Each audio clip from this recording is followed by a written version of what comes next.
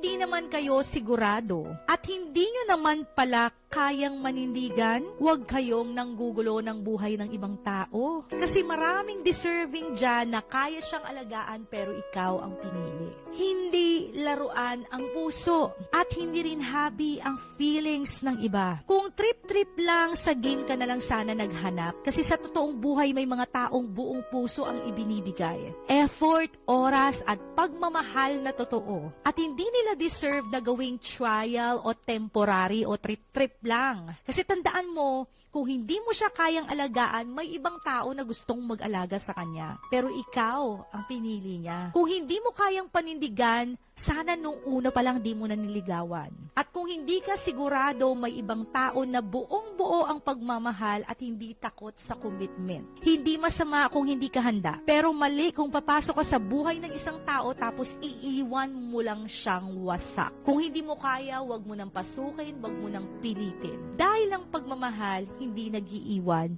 ng sugat. Dapat nagdadala ng peace, growth, and assurance. Alright? I hope na pag merong isang taong nagtiwala ng kanyang buhay at pag-ibig sa iyo, pahalagahan natin ng buong buo. Kasi sa totoo lang, marami mga taong pwedeng magmahal sa kanya. Marami mga umaaligid sa kanya. He or she can choose other people, other person.